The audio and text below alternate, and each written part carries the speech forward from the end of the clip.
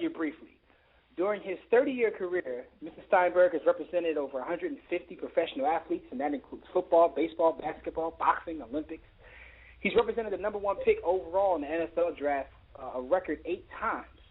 He's currently writing a series discussing the issue of injuries in the NFL, and we definitely want to talk to him about this, the series called The Death of the NFL. So for the first time, I'd like to welcome Mr. Leigh Steinberg to the War Room. How are you, sir? I'm great. What an honor, and I didn't even have to raise my hand.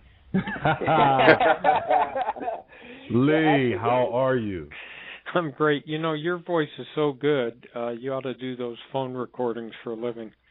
I would, but the ladies like it. The ladies like it too much, and they call in, and my wife gets jealous, and you know how it goes. I do. Let's just jump right into it. Because we've been reading the articles, and you know the excellent articles, but we want to know. Just going back a little bit, what inspired you to want to become a sports agent? And are you currently still representing any athletes? I was living in the dorms at UC Berkeley going to law school, and they moved the freshman football team into the dorm. There really wasn't any sports law then, and Steve Bartkowski was the number one player picked in the 1975 NFL draft, asked me to represent him. So there I was, brimming with legal experience, never having practiced law before, and I had the first pick in the first round, and there was a World Football League competing against an NFL, teams like the Shreveport Steamer and the Chicago Wind, and we were able to get the largest rookie contract in NFL history. It eclipsed O.J. Simpson and Joe Namath, who were the previous standard bearers. And I remember we arrived in Atlanta, and there were the airport the night before the signing, and there were Klieg lights flashing in the sky. A huge crowd was pressed up against the police line, and the first thing we heard was, "We interrupt the Johnny Carson show to bring you a special news bulletin. Steve Bartkowski and his attorney have just arrived at the Atlanta airport."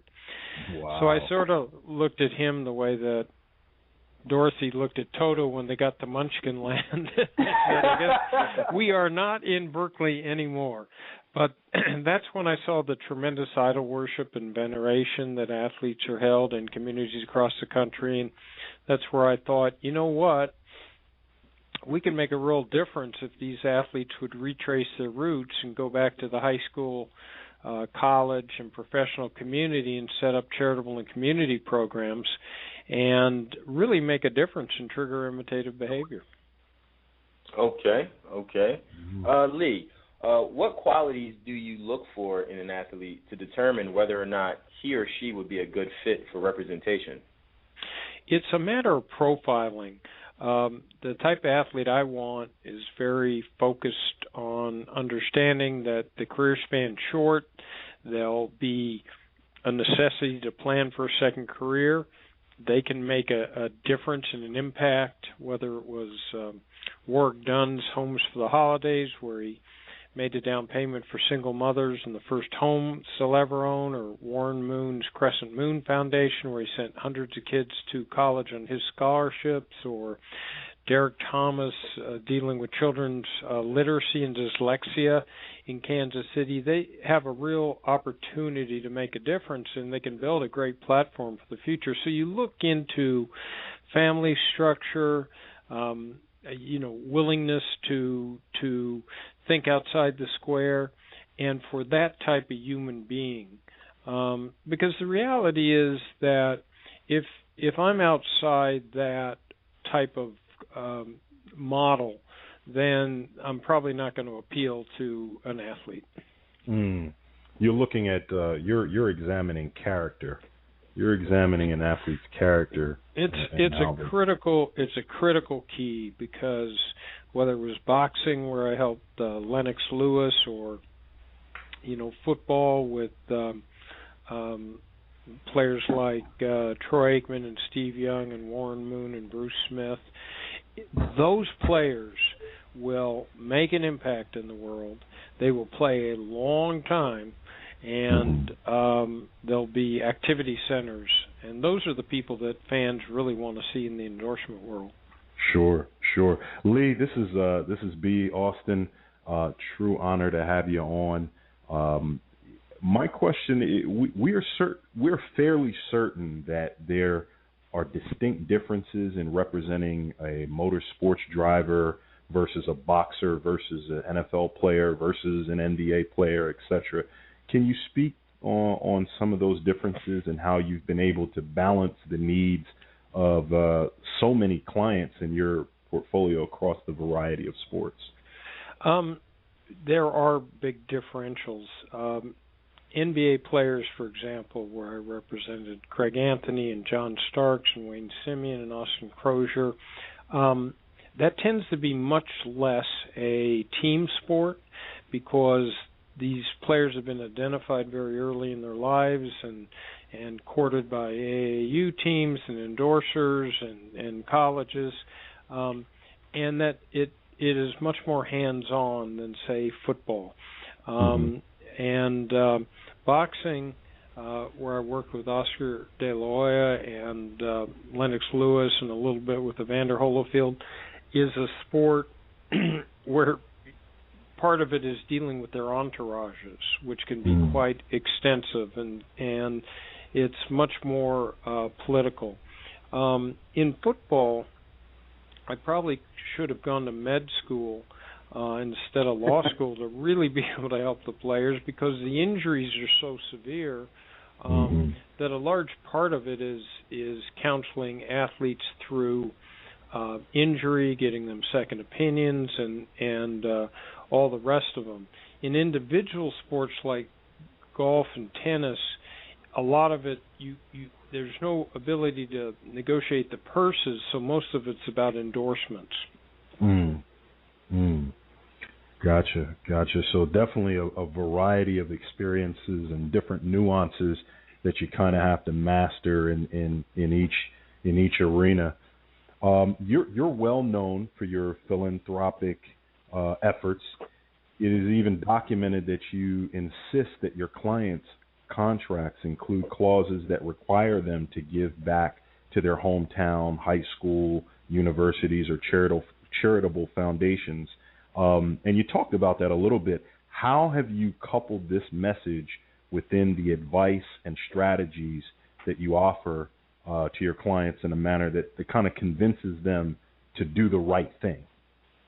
Well, first of all, they've got to have those values to start with that come from family or come from religion or come from somewhere. But the enemy for athletes is the concept of self-absorption, where they say, well, enough about me. Can we talk about how you feel about me? That's self-absorption. And the key is to get an athlete to the point of empowerment where they can realize their own strength and mental capacity and the ability to function in the world. So these programs allow them the opportunity to do two things. Number one is to really make an impact, and it comes in so many different ways. If it's Edgar and James, he endowed a scholarship at the University of Miami, or Troy Aikman and Steve and Eric Karros did the same thing, or Kerry Collins at Penn State. If it's a high school scholarship fund, it gives them the opportunity to get out of themselves and start to meet people away from the sport that can be really critical in their second career. So you take a player like Deron Cherry in Kansas City. He had a Cherry Foundation. Then, when he retired, he was granted the Anheuser-Busch distributorship in Kansas City, which is sort of a license to print money. And then he ended up, I introduced him to Wayne Weaver, and he became one of the first minority owners, not in the fact that he was black, but first ex-football player to own part of a team in a long time. And I did that with Ray Childress in Houston. So you have the ability to make this the foundation and nexus of what will come later. Plus, I wouldn't want to do a career that didn't end up making an impact in the world. So whether it's human relations, prejudice, I had Steve Young and Esther De La Hoya cut a PSA that said, "Real men No, their PSA said prejudice is foul play. And Lennox Lewis cut one that said real men don't hit women. So the theory is they've got the ability to permeate the perceptual screen that young people put up in front of them. They may not listen to commercials. They may not listen to authority figures or their parents or a teacher.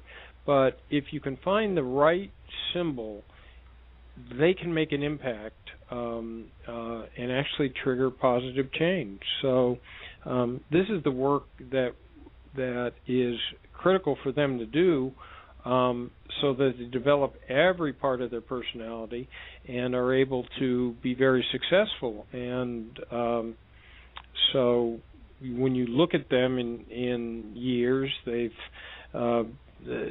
owning successful businesses. They're the owners. No more Joe Louis as the greeter, and they can make an impact. Absolutely. Mm-hmm. That's a great point. Leigh, you're widely recognized as one of the primary inspirations behind the Jerry Maguire film.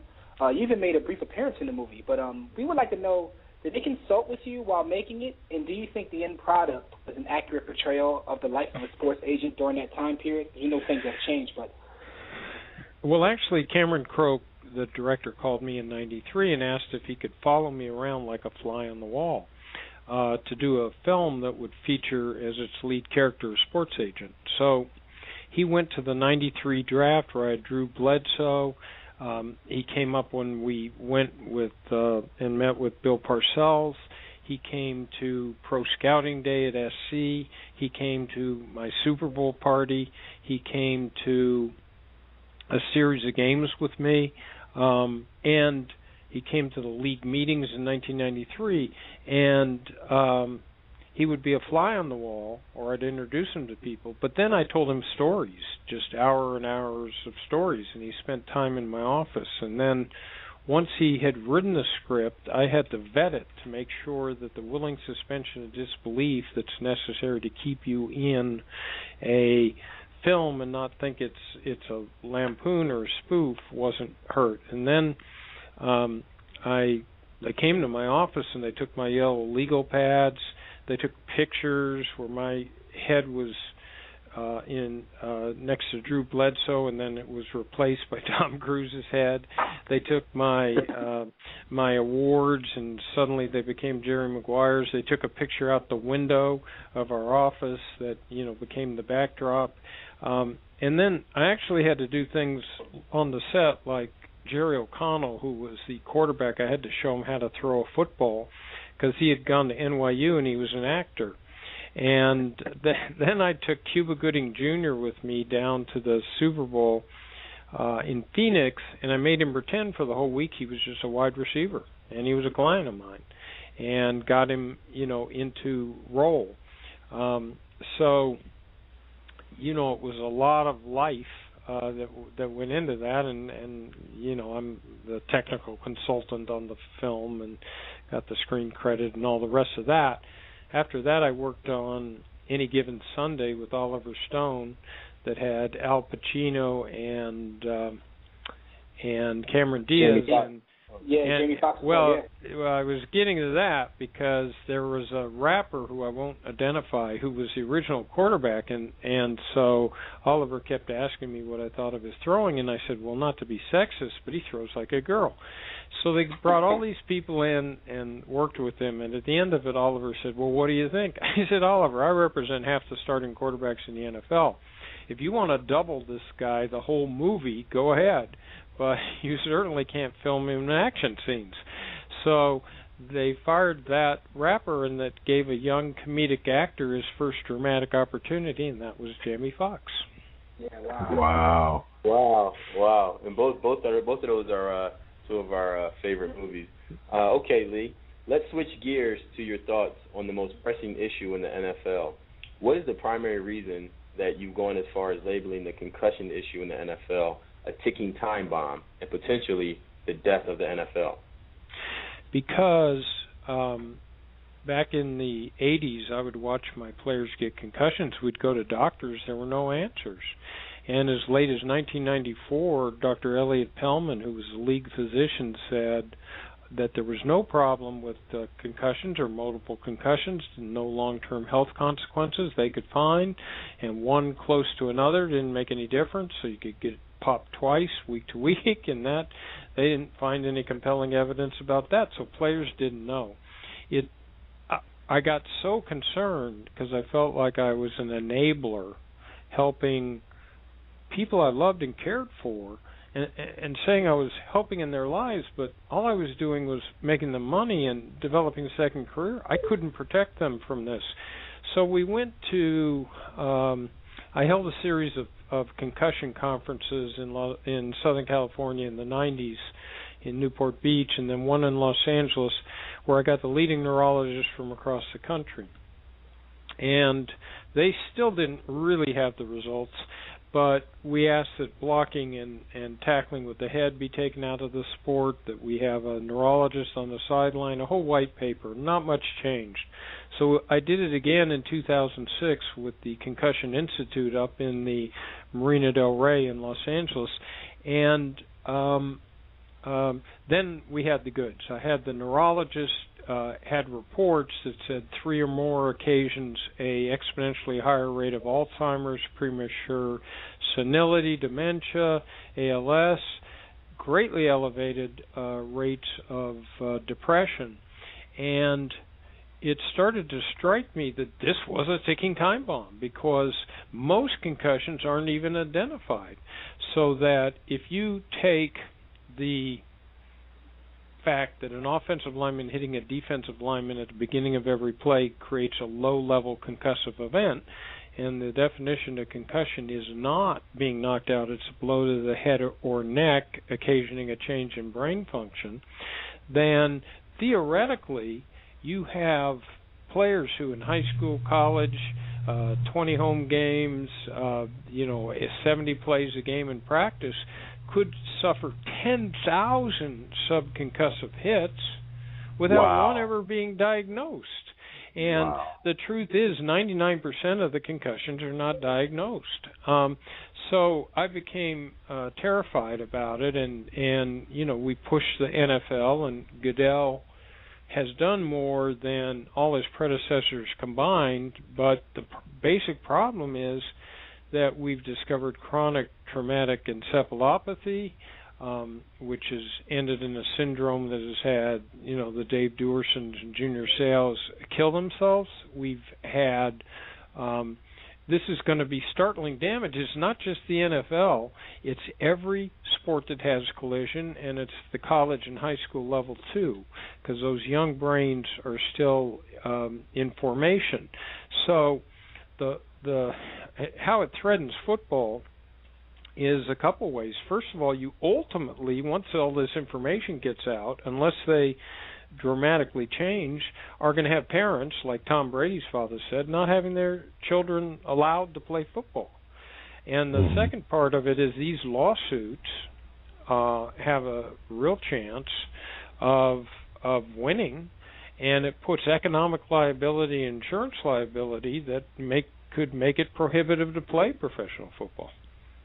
Well, Leigh, with these things known, as we read part 1 of your series on the death of football, the low-level concussive hits seem to be as big a factor as the major concussions that we actually see. And so what's going on every time that an offensive lineman and a defensive lineman come together on interior plays, like with facts like this, is it even possible to eliminate concussions from football? Not to eliminate them. What makes this all the more compelling is the fact that when I started representing players, Fred Dreyer played defensive end for the LA Rams at 220 pounds. A big offensive tackle plays 240, 250 pounds. And their 40 times were different. They just timed an offensive lineman over 300 pounds running a 4.65 40. Now, if you've never stood by people running a 40, a body moving that fast in motion, hitting a stationary object, is a frightening collision to think about. And they have wide receivers. One ran a 4.17. Well, back when I started, a 4.6 was really fast for a wide receiver, and to think of a lineman below like 5.3, 5.4 was impossible. Now, if you're thinking there's not much difference in those figures, if I showed you a tape in slow motion and you saw how many steps there are embodied in those differentials, it's a huge difference. So the point is the physics of the hit have changed. And so what can we do? Well, first of all, we can coach kids from when they're young not to use the head in blocking and tackling. It doesn't take that much out of the game. Second of all, we can make sure that we've got mandated baseline testing and other ways to pick it up. It doesn't pick up the low-level concussive hit because no one's complaining and no one's lying on the field. But we need to do a better job of that. I've been researching with some doctors a concussion antidote drink that seems to have a impact long-term on health. Awareness is key. We need to be charting these concussions. And older players have to be willing to tell younger players what the consequences are. See, every athlete is, as you both well know, is in a state of denial. They've been taught from Little League and Pop Warner to ignore pain, to be stoic, not to get left out. Real men play injured, and so in a general person's value system, long-term health is the most important thing. And much after that, much below that, playing a pro career, and much below that, playing in a given season, and much below that, playing in a given game, and the lowest is playing a play. To the athlete, they turn that on its head. Long-term health is an abstraction. The most important thing is that play. Being involved in that play, not losing your place in the starting lineup, not losing your opportunity. So it's a very difficult group to work with. It wasn't like my athletes were really thrilled that I was out talking about it. It was almost like death. Well, you know you're going to die, but you don't spend all your time obsessing about it. We know there are injuries in football. So it's difficult. It requires parents. It requires wives. It requires families. It requires agents. It requires coaches and trainers and owners and athletic directors, all to be sort of in on the cautionary part of it. Yeah, that's a great point. I mean, and that's your question. You mentioned Roger Goodell and said that he has done more than previous commissioners. But what do you say to the folks who constantly complain that Roger Goodell is ruining the sport with the new rules geared towards player safety, while ignoring the fact that the league is being sued by over 1,400 retired players? I understand. And let's just remember that some people who complain about the rules changes have obviously not stood on the sidelines of a football game. I mean, they obviously have no idea of the amount of force and impact. It's like when you hear someone say, "Oh, that guy's not tough." Oh, really? Please, just go stand behind center, just get hit once, and tell me if you can walk for the next month. I mean, these players withstand extraordinary pain. When I say Goodell's done more, it's because the previous commissioners would not talk about this subject. The league doctor, I told you how much in denial he was, so at least the denial is broken. We don't know what really is going on in the commissioner's mind because of the threat of the liability. And somehow, once that gets all settled, I noticed they approved a rules change either today or last night that has to do with hitting with the crown of the head. And again, people will say, "Oh, what do you want to do, put a dress on the player? Oh, you're destroying the game." Oh, really? Yeah, the game with the enforcement of those rules was so destroyed this year that of the 90 Nielsen-rated shows, many weeks, the top 5 rated nighttime shows were NFL nighttime football. And that meant that number 3, which was Football in America, and was a pregame show, without drawing NCIS and 2.5 Men and Dancing with the Stars and American Idol. So the sport's never been more popular, and these adjustments take nothing out of it. Yeah, great point. Great point. We don't know the age of your children or if any of them have played football in the past, so we'll make this question a hypothetical one. If we hit the reset button, but you still know everything that you know now about the head injuries, would you allow your son or sons to play football at a young age? Where would you stand on that? I had 2 boys, and they knew and experienced everything, and I gave them every cautionary note, and what do you think? They both played high school football. So it's a difficult struggle, and it's just a dilemma. You see, here's what makes the concussion issue different. Every athlete knows if you're going to play football, for example, you're going to do damage to the joints, and when you turn 40, it's going to be difficult to pick up your kid without aches and pains. It's another thing not to be able to identify that child. And what separates this threat from everything else is this affects consciousness, memory, personality, what it means to be a human being. All that gets stolen in dementia.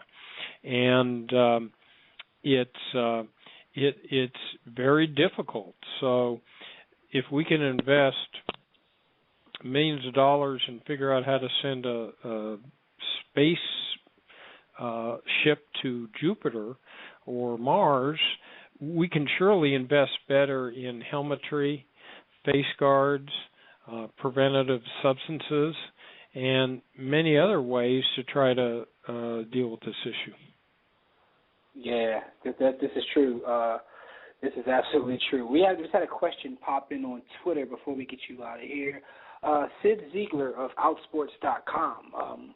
He had a question in light of what has happened with Manti Te'o and the NFL asking him about his sexuality and, whether there are players who are gay players in the NFL. And how do you think the NFL is handling this situation? Well, the question was outrageous. It's just irrelevant. I would have said 25 years ago, and did say, that a player had been better off to say he was a communist than he was gay, because that's where the culture was. I didn't think it was right then, but that's where the culture was. Today, there's a real age differential in how people think about all sorts of issues, from recreational drugs to gay marriage, to the rest of it. And I think that the sport is actually ready. All sports are ready for someone to be gay and to be part of the team unit. One of the reasons we haven't had as many gays in team sports, I'm sure, although I can't prove this, is that when men turn teen, the cruelty towards the whole concept of gayness is pretty intense. And I don't know about your school, but mine, people were always lisping and making fun of gays and all the rest. It cannot be that comfortable in a locker room. So why would you pick a team sport where you're going to have to hide everything you were? But this whole life is changing, and I think I think there's increasing evidence that players would be just fine. You know what it's like.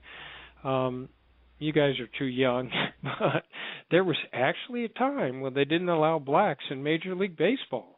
And they said, I'd rather quit than play with one of them. Mm-hmm. And then along comes Jackie Robinson and a bunch of other people. And you know what? No one can remember that time anymore. Right. Right. So, and when I was a kid, they didn't have female sports writers or sportscasters, And, we're never letting them in the locker room, blah, blah, blah. And then all of a sudden, you can't remember a time where that wasn't there. So the point is that you got the President of the United States coming out for gay marriage.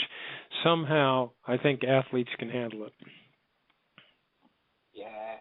Okay, thanks for answering the question. Definitely agree. Leigh, we have thoroughly enjoyed you. You are now a part of the War Room family, so we'll look forward to having you back on and picking up the dialogue. But you have to allow our listeners to know what you're doing, how they can follow you, what your next moves are. Do your commercial, if you will. Oh, my commercial. Well, it happens that today is my 3-year sober birthday. So and I'm getting ready to relaunch, and we'll do representation in football, baseball, basketball, soccer, hockey, mixed martial arts, and other sports that'll power a big marketing arm, and that will market teams, leagues, other individuals, corporations, and then a studio, not in the brick and mortar sense, but in the virtual sense. It does sports theme, motion pictures, television, video games, videotape, and how they can follow me is I tweet at Steinberg Sports, and we have a blog site that probably says something like that. And yes, even an old Rip Van Winkle can be pulled into social media with careful training and low expectations. Yeah, we see you tweeting off, and you know that's the way things have changed. So, that is I'm the pretty way sure of as the an future. agent that will change a lot of things too. Because so imagine this now, all right? So when I started, I'm in my parents' card room. I have a rotary phone, which I'm sure you'll remember, and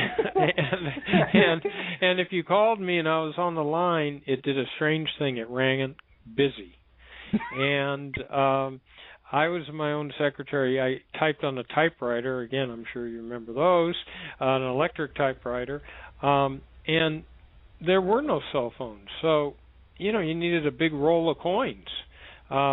So you'd spend a lot of time in phone booth, like Superman or Clark Kent. And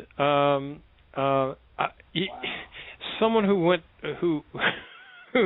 went to sleep then and woke up today would not recognize, the world of mobile phones that you can pay for anything with and get used to get onto a flight and this whole new world of social media. When I want my daughter, I text her. The only alternative to that, if I want her to respond, is just yell out the window, and hope she hears somehow. Yeah, and also I guess trying to keep your players out of trouble with their use of social media, that would make the job a little different as well, because there's no concept of, you're right, there's no concept of privacy anymore. True. In other words, the cell phone means that there's a camera wherever. Someone can be having a private party at their home and not even think they're in public, and that moment, will show up in 2 seconds. Not only will the picture be taken, it'll be up onto every form of social media in microseconds. Yeah. Well, this is the world we live in. This is absolutely the world we live in, and it's changed dramatically. We definitely want to thank you for your time. We really enjoyed it. You've been very informative. Where can the people read the articles? They can either go onto our website